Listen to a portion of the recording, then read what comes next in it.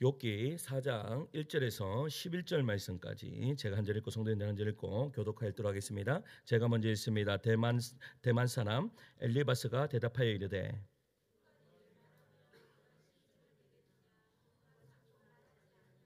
보라, 전에 내가 여러 사람을 훈계하였고 손이 늘어진 자를 강하게 하였고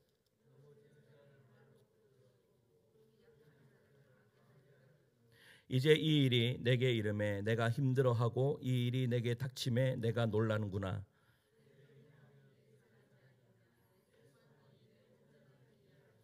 생각하여 보라, 죄 없는 망한 자가 누구인가? 정직한 자의 끊어짐이 어디 있는가?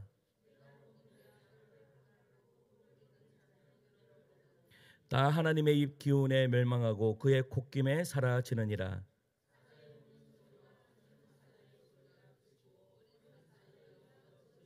11절 같이 있습니다. 사자는 사냥. 아멘, 할렐루야. 예수님 사랑구만 아멘 하시겠습니다. 욥기서를 읽으면 여러분 이해가 가십니까? 욥기서를 딱 읽다 보면 참 어렵습니다. 왜냐하면 욥기는요 그냥 어떠한 다른 역사서와 같이 어떠한 사건을 정확하게 이야기하는 것이 아니라 사람들 간의 어떻게요? 논쟁의 이야기를 고스란히 적어 놓았기 때문입니다. 그러니까 어떻게요? 대화와 논쟁으로 가득 차 있기 때문에 우리가 읽어도 이 사람의 말이 맞는지 저 사람의 말이 맞는지 엘리바스의 말이 맞는지 욥의 말이 맞는지 도대체 구분이 가지 않습니다. 그래서 우리는요 예전에 우리 집도 가훈이라고 하면서 이 말씀을 참 많이 걸어놨습니다. 내 시작은 미약하였으나 내 나중은 심히 창대하리라. 여러분 그냥 말씀만 딱 보면 이 말만 딱 보면 이 말씀이 너무나 좋은 말이잖아요. 내 시작은 연약해서 그러나 하나님 잘 믿으면 창대하게 될 거야. 여러분 이 말씀이 맞는 말입니까? 맞지 않는 말입니까? 맞는 말이죠. 맞는 말입니다. 그러니까 여러분 욥기서를 읽을 때 이 말도 맞는 것 같고 저 말도 맞는 것 같고 이 말도 안 맞는 것 같고 저 말도 안 맞는 것 같고 이래서요 욥기서를 읽으면 이 무슨 말인가 잘 이해가 안 갑니다. 욥의 세 친구들도요 계속 옳은 말 맞는 말만 하는 것 같습니다. 여러분 그런데 욥은요 고집을 부리는 것처럼 보이죠. 뭐라고요? 나는 잘못한 것이 없다 억울하다라고 그렇게 주장합니다. 그런데 이 욥의 세 친구는요 계속해서 뭐라고 이야기한 거예요? 너 잘못했으니까 회개해 계속 그렇게 이야기하는 거잖아요. 그런데 욥은 뭐라고 이야기해요? 나는 아니야, 나는 틀리지 않았어, 나는 맞아. 계속 이 이야기를 계속 반복적으로 하고 있는 거예요. 그런데 여러분 결론적으로 가면 하나님이 누구의 편을 들어주세요? 누구의 편을 들어주세요? 욥의 편을 들어주세요. 그래, 너가 마늘 맞아. 근데 나는 누구 편이야? 욥의 편이야 라고 그렇게 하나님이 말씀하시는 거예요. 그러면서 욥에게 뭐라고 이야기하는 거예요? 아세요? 욥아, 저 친구들을 위해서 기도해줘 라고 하나님이 그렇게 말씀하시는 거예요. 여러분 내가 왜 하나님은요 그런데 이 내용이요 잘못된 듯 보이는 이 이야기를 성경에요 왜 이렇게 많이 기록해 놓았냐 이 말이에요. 그런데 그 분명히 하나님은 누구의 편을 들어주셨다고요? 욥의 편을 들어주셨어요. 그러면 욥의 편을 봤을 때 이 세 친구의 말은 다 잘못된 말이잖아요. 그런데 이것을 왜 기록해 놓았냐 이 말이에요. 여러분 부모와 자녀 사이에도 이러한 경험들이 적지 않아 있습니다. 예를 들어서요 부모는 늘 자녀에게 이렇게 이야기를 하죠. 공부 열심히 하면 된다.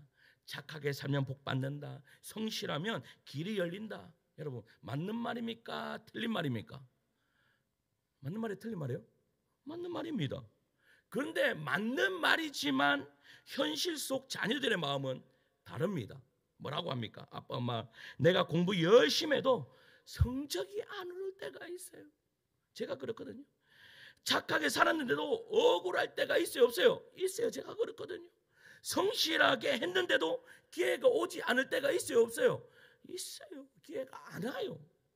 나 참 열심히 사역했는데 기회가 안 와요. 억울하죠. 부모의 말은 옳지만 자녀가 겪는 현실을 다 담아내지는 못합니다. 그래서 때로는 부모의 충고가요 자녀에게 어떻게 해요? 마음의 위로가 되어야 되는데 전혀 위로가 되지 않아요. 차라리 벽을 쌓는 그러한 말들이 된다라는 거죠. 욥의 세 친구가 바로 그랬습니다. 원론적으로는 옳은 말을 했지만 욥의 현실을 담아내지는 못했다라는 겁니다. 지금 욥에게 필요한 것은요, 정답이 아닙니다. 정답. 어떤 분들은요, 정답을 이야기하시는 분 있습니다. 이거 정답. 목사님 이거 정답 이렇게 이야기하시는 분 있습니다. 저는요, 딱 보면 정답을 알고 있지만 절대 정답을 이야기하지 않습니다. 제가 딱 살아보면 정답을 이야기하는 사람 옆에는 사람이 별로 없어요. 왜 그렇게 웃으십니까? 제가 인생을 딱 살아보니까 정확한 정답, 이거 정답이야, 이게 정답, 딱 이런 사람은 정답 맞아요. 근데요, 사람이 한 명씩 사라져요. 그러니까 제가 그걸 깨닫습니다. 그때부터 저는 정답을 이야기하지 않기로 했습니다. 우리 수자이사님이 나한테 뭐 이야기하면 그거 맞습니다. 진리 아닌 이상은 다 맞습니다. 저는 진리 아닌 이상은 다 맞습니다. 그 누가 오더라도 다 맞습니다. 그렇게 하니까요, 사람들이 좋아하더라. 응? 여러분, 그 사람들이 나한테 왔을 때 여러분 정답을 몰라서 왔을까요? 그렇지 않아요. 정답을 알기 때문에 와요. 알아서 와요. 알기 때문에 이걸 어떻게 해야 될까 아는데 행동을 옮기면 되는데 행동을 옮기기는 힘들고 아는데 그래서 왔다라는 거예요. 그렇지만 원론적으로 옳은 말이었지만 여러분 욥의 그 현실을 담아내지 못하니까 욥이 울고 있는 여러분 아파하는 그 마음은 알아주지 못했다라는 거예요. 그런데도 친구들은요, 도덕 질서만을 들이대면서 욥을 계속해서 몰아세웁니다. 그래서 욥을 통해 주시는 교훈이 뭡니까? 여러분, 신앙은 단순히 도덕 명분이나 보응의 원리에 갇히는 것이 아니라 그 너머에 계신 하나님을 만나는 것이라는 사실입니다. 할렐루야. 우리는요, 계속 욥기서를 보면서 우리는 고난을 견디자 이 말을 제가 하고 있습니까? 그것 아닙니다. 제가 욥기서를 설교하면서 계속 이야기하는 것은 여러분들이 알지 못했던 하나님을 알자라는 겁니다. 알자. 그러니까 지금도 마찬가지입니다. 이 엘리바스가 이야기하지만 이 엘리바스는 틀린 말 아닙니까? 아닙니다. 보응의 원리대로 그렇게 이야기합니다. 그런데 그 너머에 계신 하나님을 좀 만나야지 않겠냐. 그래야지 신앙이 올라간다라고 그렇게 이야기하는 거예요. 그래서 오늘 본문 속에서 가장 먼저 이번 이 엘리바스의 주장을 세 부분으로 나누어 보면서 우리가 붙들어야 할 신앙의 지혜를 함께 나누고자 합니다. 첫째는요, 도덕 질서는 경고하다라는 말입니다. 도덕 질서는 어떻게 하다고요? 경고합니다. 경고해. 욥의 세 친구 중에서 가장 먼저 입을 연 사람은요, 엘리바스입니다. 그는 하나님의 세상 통치 가운데 가장 확실한 것이 무엇인가 하면 도덕 질서. 정확하게 주장합니다. 자, 6절과 7절입니다. 6절과 7절 말씀을 읽겠습니다. 시작.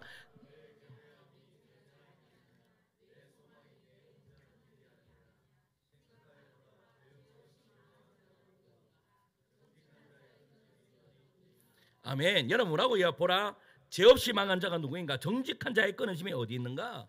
지금 엘리바스가 이야기하고 싶은 것이 뭐예요? 심은 대로 거둔다는 보응의 원리예요. 심은 대로 거둔다. 선을 심으면 복을 받고 악을 심으면 벌을 받는다. 그는 이 원리를요, 8절의 농사에 비유를 했습니다. 8절 말씀 읽겠습니다. 시작. 내가 보건대 악을 밭갈고, 아멘. 마치 농부가요, 여러분 독을 뿌리면 어떻게 됩니까?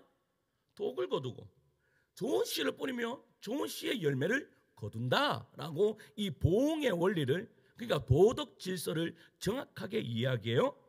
마치 농부가 그렇게 하는 것처럼 이야기를 합니다. 또한 그가요, 사자를 예로 들어서 이야기합니다. 10절과 11절이에요. 10절과 11절이 있습니다. 시작. 사자의 우는 소리와 젊은 사자의 소리가 그치고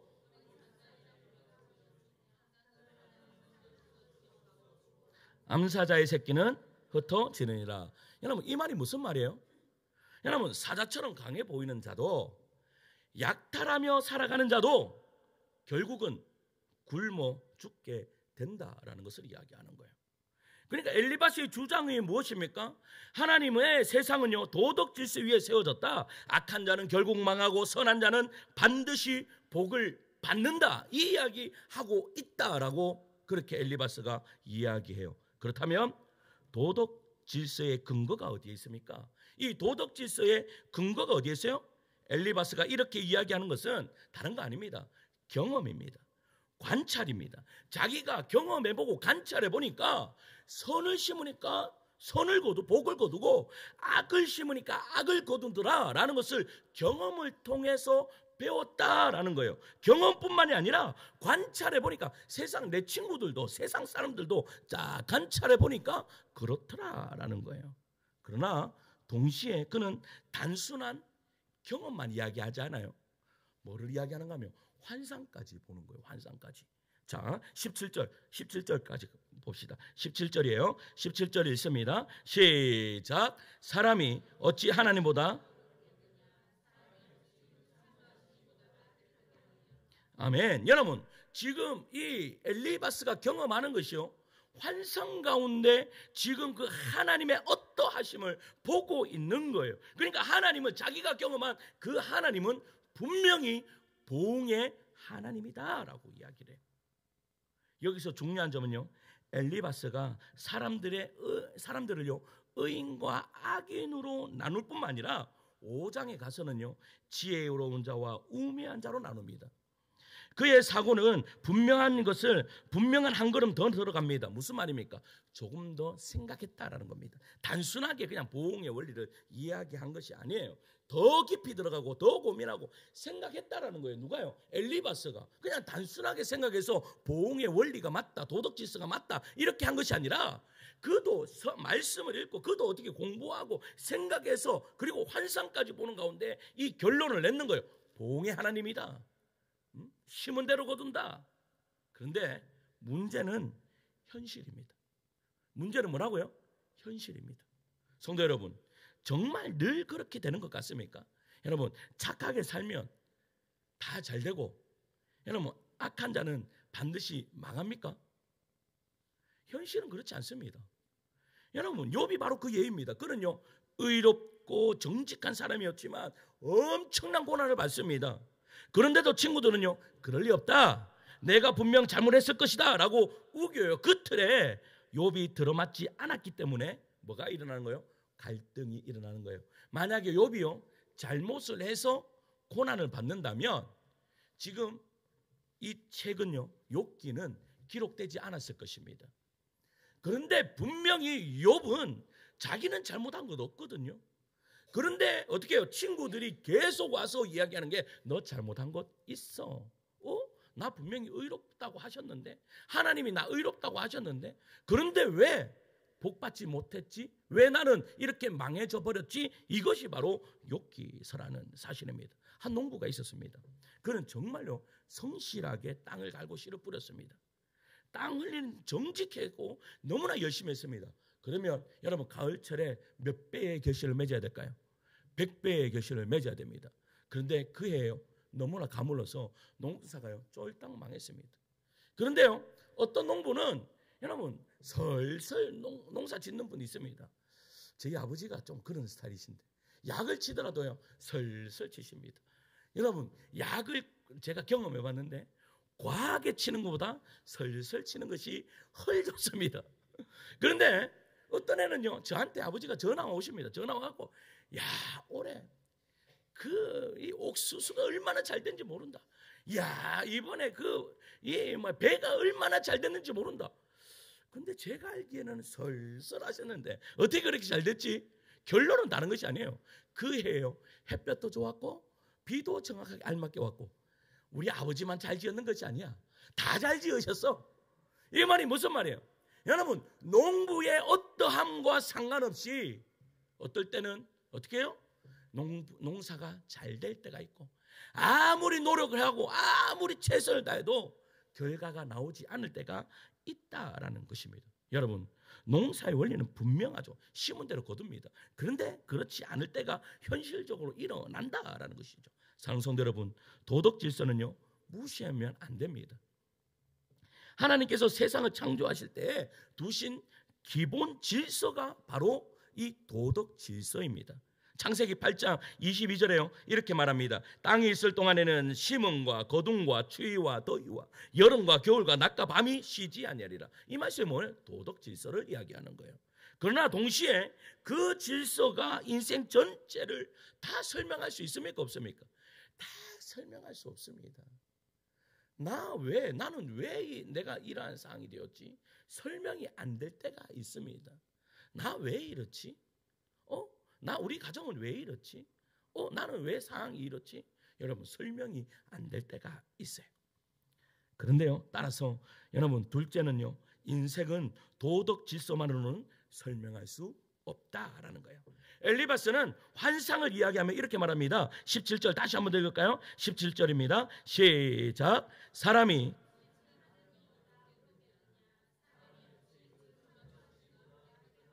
아멘. 여러분, 그의 주장은 정확합니다. 하나님 앞에 온전한 사람은 없다. 여러분, 인간으로 태어났어요. 모든 사람은 다 죄인이다. 그렇기 때문에 너도 잘못했기 때문에 지금 벌 받는다. 그래서 너 뭐 해야 된다? 회개해야 된다라고 이야기하는 거예요. 말만 들으면 옳아 보입니다. 그런데 문제는요, 이 원리를 욥에게 적용하면서 욥을 도덕 질서라는 틀 안에 가두어 버린 것이 잘못입니다. 엘리바스의 논리는 정확했어요. 맞아요. 보응의 원리 맞아요. 하지만 성경은요, 욥에 대해서 이렇게 이야기하는 거예요. 욥기 1장 1절이에요. 욥기 1장 1절 한번 찾아봅시다. 욥기 1장 1절 한 장만 앞으로 넘기시면 됩니다. 욥기 1장 1절이에요. 있습니다. 시작. 우스 땅에 욥이라 불리는 사람이 있는데 그 사람은 온전하고 정직하여 아멘. 여러분, 악에서 떠난 자래요. 의인이래요. 그런데 여러분, 엘리바스의 말로 따르면 의인이고 정직하고, 여러분, 악에서 떠난 자 복 받아야 됩니까? 벌을 받아야 됩니까? 복을 받아야 됩니다. 그런데 어떻게 해요? 여러분, 욥은 고난은 결코 죄의 대가가 아니었다. 오히려 하나님께서 그를 뭐라고 이야기해요? 믿음으로 인정했다는 거예요. 사단에게 욥을 자랑했다라는 거예요. 여기서 중요한 진리를 배우게 됩니다. 그게 뭡니까? 도덕 질서는 하나님이 주신 소중한 질서지만 그것만으로는 인생의 현실과 하나님의 섭리를 다 설명할 수 없다. 이것이 바로 지금 이 본문에서 우리에게 이야기하고자 하는 것입니다. 성경에는요, 이러한 원리를 많이 봅니다. 요셉이 그랬습니다. 요셉이 뭐 잘못했습니까? 요셉 잘못한 거 없습니다.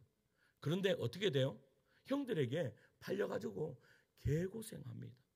얼마나 고생 많이 합니까? 여러분, 예레미야도 마찬가지입니다. 예레미야는요, 하나님의 말씀을 선포하는 자입니다.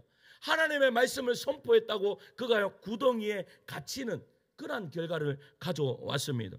예수님은요, 이 땅에서 가장 의로우신 분이 예수님입니다. 왜 예수님이 십자가 지셔야 됩니까? 왜 예수님이 그 골고다의 언덕을 오르셔야 됩니까? 여러분, 만약에 보응의 원리로 이야기한다면 이것은 설명되어지지 못하는 것입니다. 십자가는요, 인류를 구원하는 하나님의 지혜와 능력에 있다. 이것이요, 우리가 그 보응의 원리에서 설명할 수 없는 그 뒤의 이야기입니다. 이처럼 성경은요, 의인이 고난을 받을 때에도 하나님의 더 큰 섭리가 있다는 것을 반복해서 보여주고 있다는 겁니다. 여러분, 이런 상황이 있습니다. 한 아이가요, 학교에서 크게 다쳤습니다. 근데 크게 다쳤는데 선생님이 이렇게 이야기하는 거예요. 내가 안전수칙을 잘 지켰으면 안 다쳤을 거야. 맞는 말입니다. 그런데 지금 아이에게 필요한 것은 정답이 아니라 상처를 돌봐주는 것입니다. 우리가 남편하고 아내들하고 자주 싸우는 게 이 부분입니다. 여러분, 교통사고 아내가, 여러분, 남편이 교통사고를 잘 냅니까? 아내가 교통사고를 잘 냅니까? 아내들이 여러분 어디 가서 자꾸 박습니다. 그러면 박으면 가장 먼저 생각나야 되는 사람이 누굽니까? 남편이어야 됩니다. 근데 남편이 잘 생각이 안 납니다. 아니, 생각이 안 나는 게 아니라 생각을 안 하려고 합니다. 왜 그렇습니까? 남편한테 전화 따가면 우리 남편분들 뭐라고 이야기해야 됩니까? 야, 네 몸 괜찮나? 이래야 되는데 또 어디를 봐가지고 또 그렇게 박았노? 이래 나오면 어떻게 해요? 열이 막 치솟습니다. 정답은 맞습니다. 뭐가 정답이에요? 네 왜 조심하지 못했노? 이거 정답 맞습니다. 그런데 그 정답을 이야기해서는 밥 못 얻어먹습니다. 밥 얻어먹으려면 정답을 이야기하는 것이 아니라 그 사람의 마음을 여러분 어루만져줘야 됩니다. 야, 여보 놀랬지? 저는요 딱 운전을 하다가 갑자기 급브레이크 되는 상황이 딱 벌어집니다. 조영현 지사님 어떻게 하셔야 됩니까? 급브레이크를 딱 잡았습니다. 우리 도시사님 옆에 타고 계세요. 어떻게 해야 됩니까?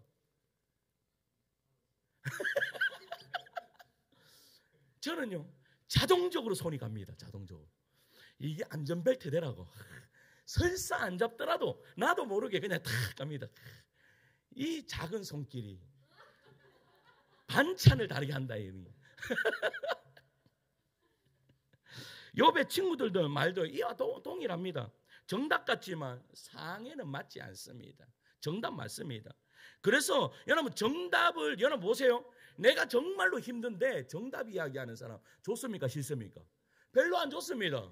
나 분명히 그거 정답 알아요. 그 정답 아는데 앞에 와서 그 정답 딱 이야기하면 어떻게 해요? 내가 이것보다 뭐가 더 미워요? 앞에서 정답을 이야기하는 사람이 더 미울 때가 있다라는 거예요. 지금 이 엘리바스가 똑같은 거예요. 엘리바스가 지금 여러분 욥이 저렇게 고난을 받고 있으면 뭐를 이야기해야 되겠습니까? 욥 힘들지? 이 말만 하면 됩니다. 그런데 그 앞에 가서 야, 네 무슨 잘못했노? 무슨 죄 지었노? 네 한번 생각해봐라. 생각 안 나나? 그러면 기도하면서 생각해라. 이것을 이야기하고 있는 거예요.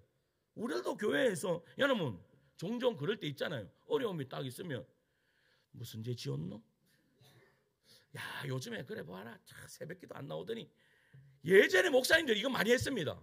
예전에 목사님들 딱 강단에 서가지고 새벽기도 잘 안 나오고 이러면 또 뭐 가다가 조금 이렇게 스크래치 딱 나면 야, 새벽기도 안 나오더니 그렇다 이러고. 절대 그렇지 않습니다. 여러분 새벽기도 안 나오시더라도 하나님이 다 지켜주십니다. 걱정하지 마십시오. 하나님이 다 보호하십니다. 괜찮습니다. 이런 목사가 어디 있습니까? 마음 넓은 목사.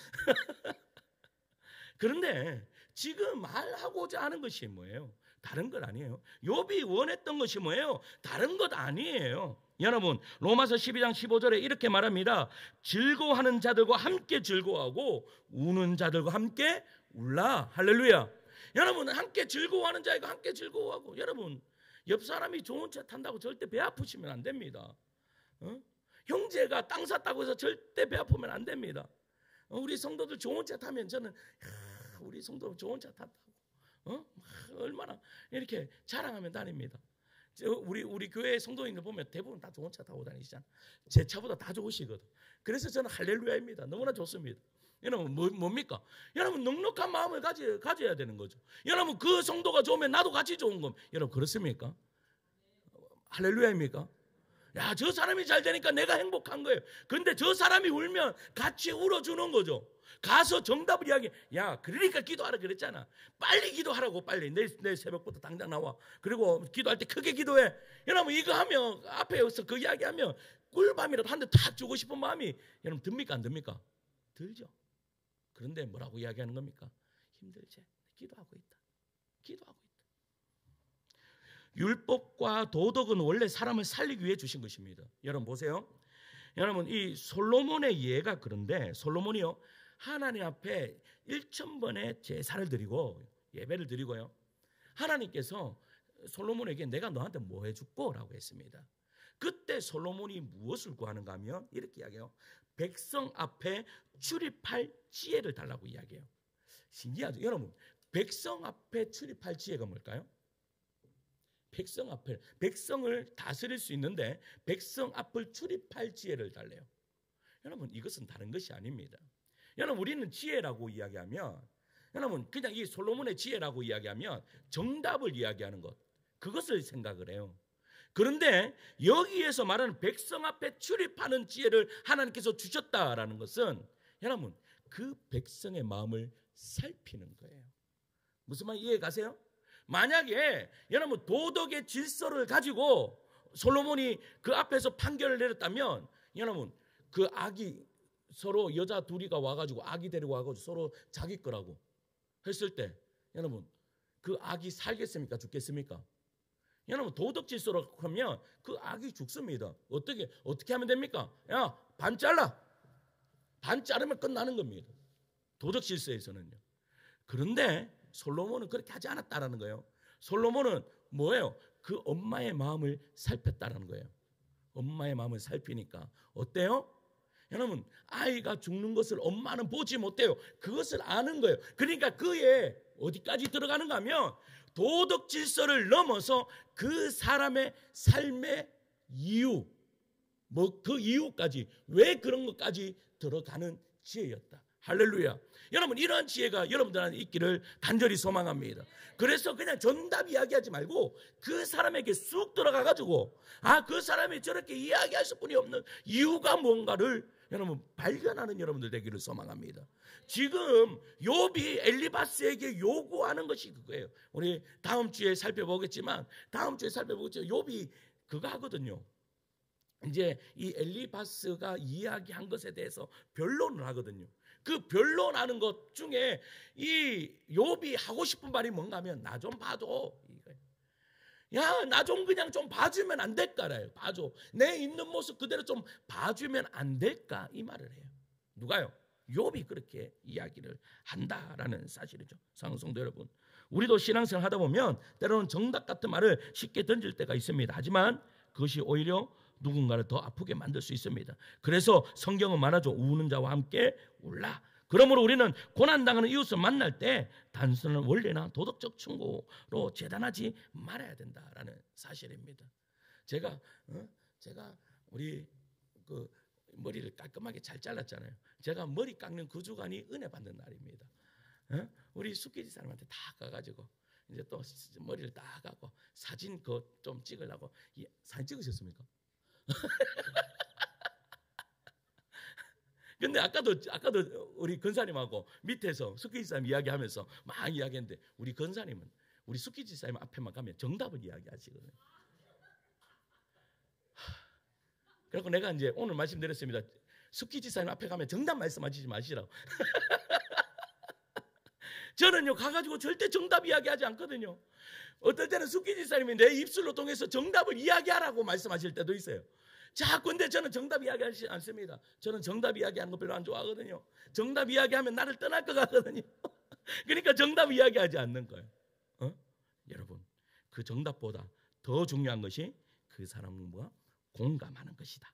할렐루야. 셋째는 도덕질서를 넘어 하나님을 만나야 한다라는 것입니다. 엘리바스는요 마지막 권면에서 이렇게 이야기합니다. 5장 넘어가 볼까요? 5장 17절 18절 읽겠습니다. 5장 17절 18절 볼지어다 읽을게요. 시작. 볼지어다 하나님께 전능자의 징계를 업신여기지 말지니라. 하나님은 아프게 하시다가 싸매시며. 아멘. 여러분 이건 누구 말이에요? 엘리바스 말이에요. 여러분 여기에서 틀린 말 찾아보세요. 한 말씀도 틀린 말 없습니다. 여러분 하나님을 제대로 봅니까 안 봅니까? 제대로 보고 있습니다. 하나님은 싸매시기도 하고 상하시기도 하고. 이거 어디 말씀이에요? 이사야 말씀이에요. 여러분 다 알고 있습니다. 여러분 겉으로는 은혜로운 말 같지만 누구에게는 상처예요? 욥에게는 상처예요. 왜냐하면 욥은 이미 하나님께서요 온전하고 정직한 자라는 것을 알고 있었기 때문입니다. 여러분 나는 도대체 죄가 없는데 왜 이러실까? 지금 이 욥은요 솔직히 말해서는 환장하겠는 거예요. 억울하고 막 환장하겠는 거예요. 왜? 하나님이 분명히 나 의로우시다고 했는데 왜 내가 이런 소리를 들어야 하냐? 지금 이가 이야기하고 있는 거거든요.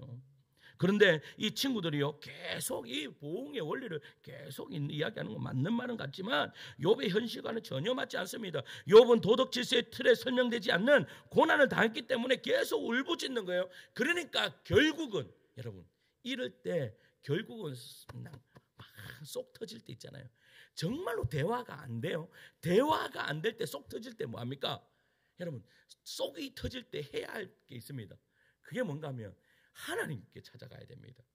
이 사람하고는 도저히 속 터져서 이야기가 안 돼요. 여러분 그런 경험 있습니까 없습니까? 아무도 없네요. 할렐루야.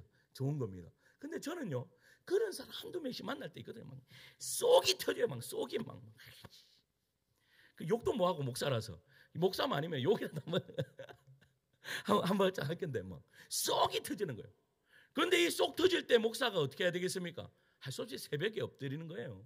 욥이 마찬가지. 욥이 무슨 생각이 있는가 하면 욥도요 친구들이 찾아왔을 때 무슨 기대치가 있었을까요? 이 친구들이 나를 위로하러 왔구나. 맞아요. 위로하러 왔는 건 맞아요.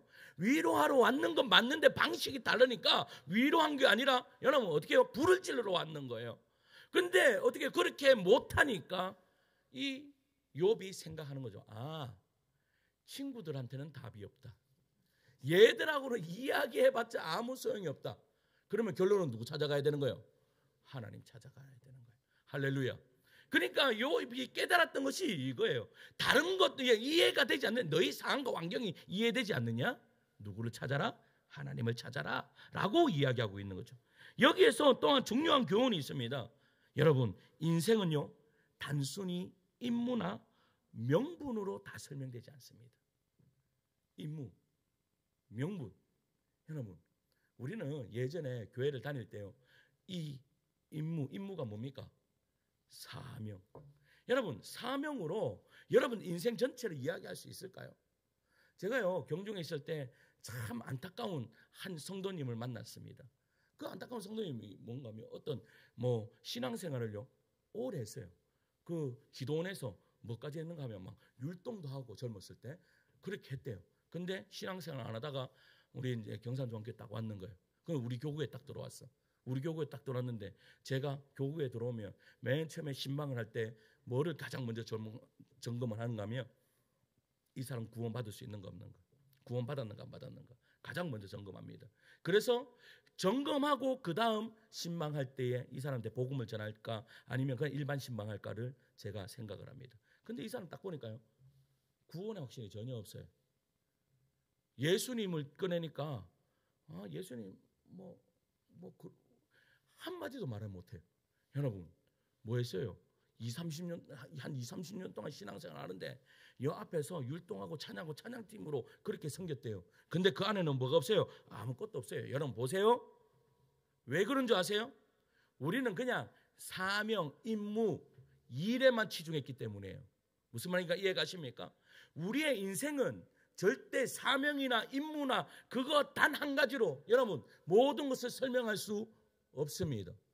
인생 전체를 바라볼 수 있어야 돼요. 그래서요 여러분, 우리가 신앙생활을 잘하면 잘할수록 누구한테 잘해야 돼요? 누구한테 잘해야 돼요? 여러분, 가정에 잘하셔야 됩니다. 남편이 미워도 밥 해주셔야 됩니다. 남편 미워도 밥 해주셔야 되고, 아내가 미워도 여러분 명품백 하나 사주셔야 되고 그런데 더 잘해, 더 잘하면 더 잘해주셔야지. 이게 뭐예요? 진리입니다.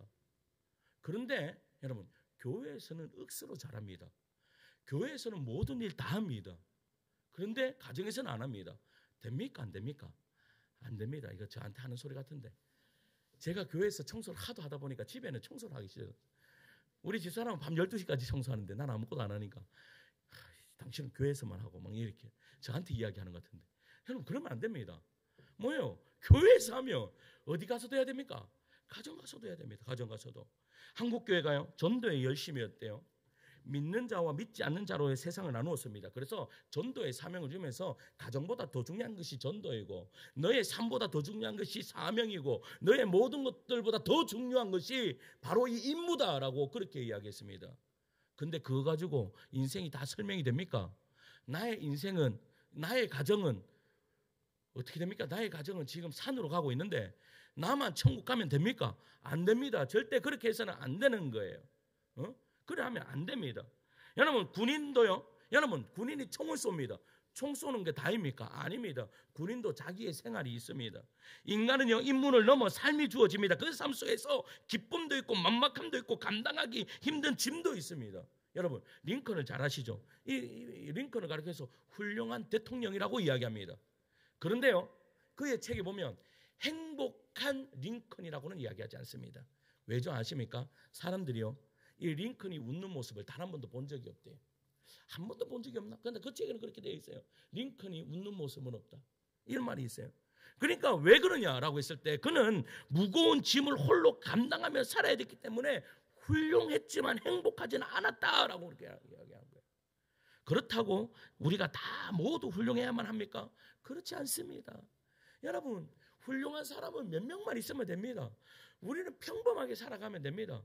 저는 이렇게 제가 삶을 살아가면 살아갈수록 제가 나이가 많지 않잖아요. 나이가 많지 않은데 여러분 저는 깨닫는 것이 많습니다. 제가 이것도 깨닫는 거예요. 정답을 이야기하지 말자. 여러분 얼마나 큰 진리입니까?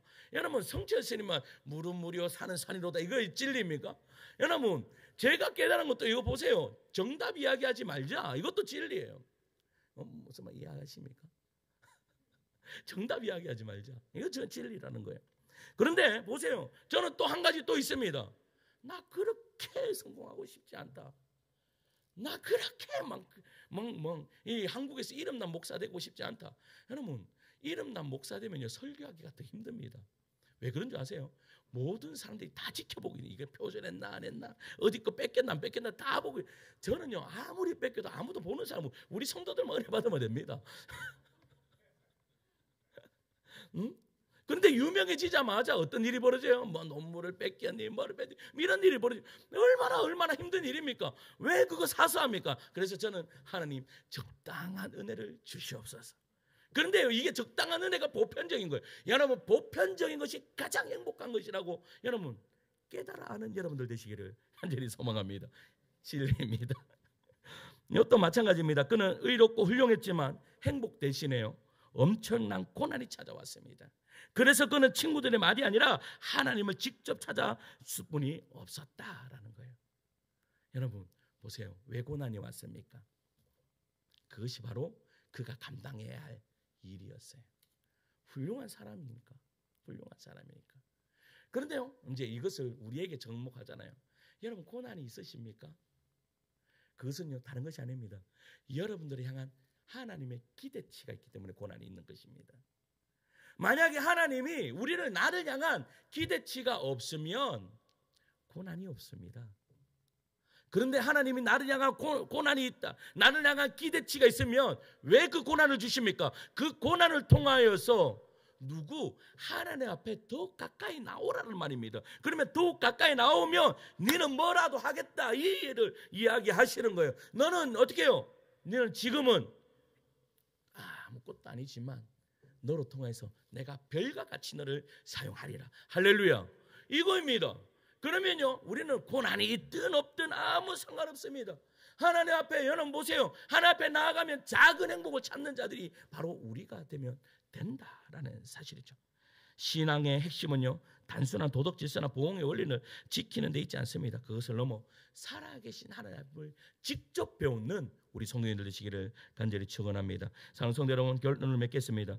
우리는 모두 보응의 원리 속에서 살아갑니다. 착하면 못 받고 악하면 벌 받는다. 이 말은 분명히 하나님의 세우신 도덕 질서 맞습니다. 그러나 현실은 꼭 그렇게 돌아가지 않죠. 오히려 세상은요 착하면 손해보고 악착같이 사는 것이 착한 것이다라고 그렇게 이야기하기도 합니다. 그렇다면 왜 하나님은 이런 모순된 현실을 허락하십니까? 이 질문 앞에요 서 있는 사람이 바로 욥입니다. 그는 하나님 앞에서 의롭고 정직한 자로 인정받았지만 설명할 수 없는 고난을 당했습니다. 도덕 질서의 원리는 답을 찾을 수 없었기에 그는 울부짖죠. 그러나 결론은 놀랍습니다. 결론은 놀라워요. 하나님은 욥의 불만과 탄식을요 꾸짖지 않습니다. 우리 다음 주에 살펴봐야 되겠지만 그의 탄식을 통하여서 하나님은요 탄식이 무엇으로 바뀌는가 하면 여러분 우리가 하나님을 예배할 때 흘러나오는 그 경배로 이 말이 바뀌어지는 은혜의 역사가 이루어진다라는 사실입니다. 어떻게 해요? 뭐라고 말씀드렸어요? 불만의 탄식이 뭘로 바뀐다고요? 하나님을 예배하는 경배로 경애로 바뀌어지는 은혜의 역사가 이루어지는 거죠. 즉 하나님은 정답을 말하는 친구들보다 하나님을 직접 찾고 부르짖은 욥을 더 기뻐하셨다라는 겁니다. 여기에서 우리 또한 희망이 있습니다. 여러분 우리도 하나님 앞에 나와서 원망할 때 많잖아요. 불평 불만 올릴 때 많잖아요. 그 하나님 괜찮다라고 하시는 거예요. 욥을 보여 괜찮다 하시잖아요. 니 왜 와서 나한테 이 말 하노? 그 말 하시지 않고 그것을 다 받아주시는 거예요. 그러면서 말씀하세요. 얘들 고난을 받느냐? 그러나 그 고난을 이겨라. 그러면 내가 너를 별과 같이 사용할 것이다. 나는 너에게 기대가 있다라고 있다고 말씀하시는 거예요. 이 기대에 보응할 수 있는 우리 성도님들 되시기를 간절히 축원합니다.